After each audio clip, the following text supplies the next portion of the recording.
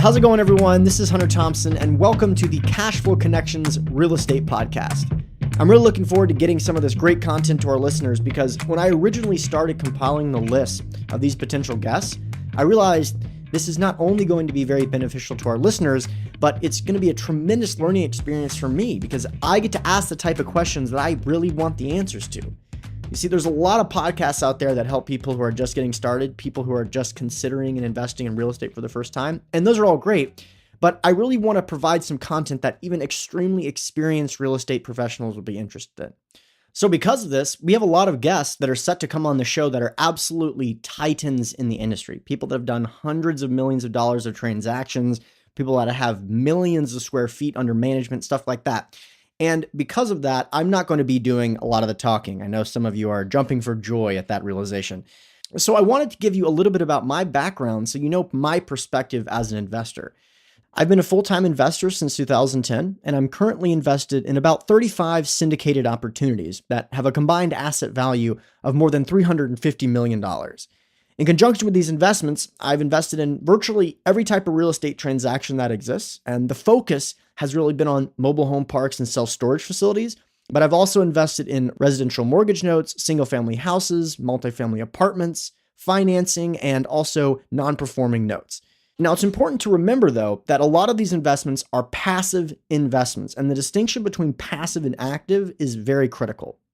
Usually when someone specializes in one type of real estate, they become over-allocated to that type of asset class. For instance, if you live in Oklahoma City and you only invest in retail shopping centers within a 3-hour drive or something like that, you're going to be overexposed to that area in terms of economic fluctuations or natural disasters or even state-specific regulations.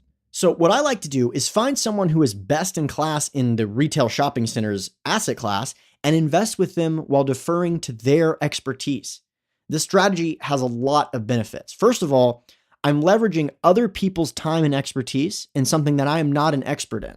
See, I may have invested passively in several different retail shopping centers, but my experience may pale in comparison to families or businesses that have spent the last 30 or 40 years hyper-specializing in one particular asset class or one particular geographic location. So when I invest passively, I get to reap the benefits of their expertise, but I don't have to be hyper-specialized.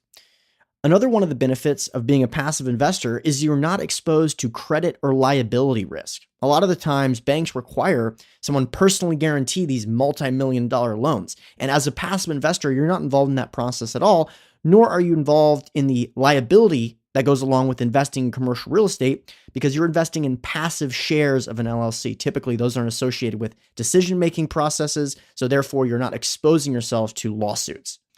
Also, and this is really important, when something goes wrong on the property, let's say a toilet breaks or there's even a termite problem or something like that, the property manager may call the sponsor, who is the person I invested with, but the sponsor will never call me, the passive investor. This way, I get to spend my time doing things I love, building my business, looking for new opportunities, talking to investors, conducting podcasts, stuff like that, rather than dealing with the day-to-day management of any investment. So this suits my personality much more because I'm willing to give up control for the diversification. So I don't have as much control as I would as an active investor, but I'm able to be very diversified. And the reason for this, the reason this is important to me is that that is much more in line with my overall financial goals. My number one financial goal is to be as diversified as possible so that I can sleep at night knowing I'm well protected. The way that I do this is focus on multiple different asset classes, multiple different geographic locations, and also invest in different type of real estate investments that are going to perform during different stages of the economic cycle. This is one of the reasons why I focus on recession-resistant assets. I really like these low-risk investments because it's been proven over and over again that real estate can be a tremendous tool to generate wealth as long as you can protect yourself from economic downturns. So because of this, I focus on these type of asset classes because they are more reliable and dependable. And more importantly, you don't have to deal with some of the headaches that come along with investing in asset classes that only do well when the economy is booming or the capital markets are very loose. You see, generally speaking, every type of real estate transaction is going to do very well when the economy is booming, but there's only certain types of investments that perform during all stages of the economic cycle. And I'll give you two examples. The most important example, the most obvious example is mobile home parks. There is basically an inverse correlation of how well the economy does and how much demand there is for affordable housing. Now, before you say that sounds like a total nightmare, hear me out. First of all, 20 million people live in mobile home parks in the US. 20 million. There is absolutely no shortage of demand for this product. Also, you combine this with the fact that there are 10,000 people hitting the age of retirement every single day in the US.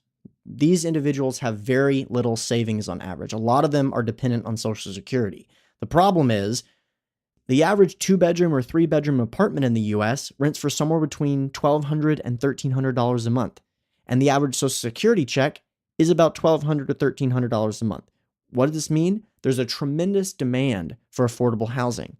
And then you compound this with the fact that it's extremely difficult to build new mobile home parks. The vast majority of the mobile home parks in the US were built in the 60s and the 70s as a result of a veterans housing program. Since then, the connotation of what it's like to own a mobile home park or live near a mobile home park has changed significantly. So you have this ever-increasing amount of demand for affordable housing compounded with this decreasing or at least stagnating amount of supply.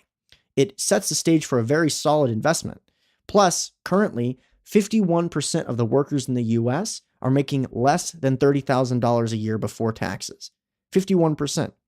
38% of the workers in the US are making less than $20,000 a year. So there is absolutely no shortage of demand for affordable housing in the US. So what happens when there's a recession? Well, there is an increased amount of demand for affordable housing. And when people lose higher paying jobs when recessions happen, they are replaced by lower paying jobs, which forces more people into affordable housing. So that is a great example of a recession-resistant asset. Another example is self-storage. Now, self-storage is similar to mobile home parks in some ways and very different in other ways. In case you haven't realized it yet, the US is a consumer-based economy. About 70% of GDP is made up by consumer spending. And once people buy products, particularly non-perishable goods, they don't want to get rid of them. So because of this, self-storage has become a more and more popular asset class over the last 30 years or so. However, the time in someone's life where they're most likely to need self-storage is when they're going through some kind of transitional period. Many of these transitional periods can be brought on by recessions. So for example, foreclosures, job changes, downsizing, kids moving home from college, all of these are more common during recessions, and all of these changes make people more likely to utilize self-storage. Not only this, once a tenant moves in, it's relatively easy to aggressively increase rents because the gross amount of dollars it takes to move to a different facility is much larger than the rental increase. So for example, let's say you're renting a 10 by 10 climate-controlled unit for about $125 a month. If there's a 6% rental increase, the rent would go from $125 a month to $132 a month. So then the question becomes, are you going to take the day off work, hire movers, rent a rental truck just to drive down the road where they're probably doing the same thing anyway, only for $7 a month? Overwhelmingly, we have seen that the answer is no. Of course, this $7 a month may not seem like a lot to a typical tenant, but as an investor, a 6% rental increase is very lucrative from an ROI perspective. This is pretty much unheard of in a more traditional asset class, something like multifamily, for example. And the data lines up with our expectations. So during both 2008 and 2009, over the country, self-storage facilities were able to increase rents during the recession. So the data lines up perfectly with our expectations. Now, keep in mind, this is a relatively new asset class. Investing in self-storage wasn't really popular until the 80s or 90s, so there's still a potential amount of growth there. However, it is massive, and there's a massive opportunity there. To put it in perspective, there are 53,000 self-storage facilities in the US.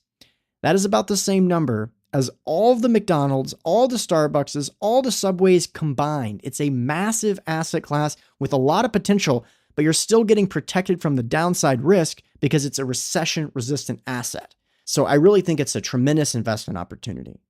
Now, those are just two of my favorite asset classes, but more importantly, you can probably get a feel for some of the ways that I like to look at analyzing investment opportunities. But I want to make this next part very clear. Just because the macroeconomics seem to be very favorable for certain asset classes doesn't mean all investments are going to be profitable. More importantly, all the really scary competitors out there, the sponsors, the private equity guys, the hedge fund guys out there, they're all privy to a lot of this information. So then the question becomes, how do we know when we're getting a really good investment opportunity? How can we tell when we're making a bet on the right sponsor? How do we know when some of the underwriting assumptions are too aggressive? Basically, how can we stay ahead of the masses in our pursuit for reliable passive cash flow? This is exactly the type of content we're going to be covering on this podcast. So if you're interested in hearing more, make sure to subscribe on iTunes, Stitcher, or SoundCloud at Cashflow Connections Real Estate Podcast. And I look forward to investing with you. Thanks a lot.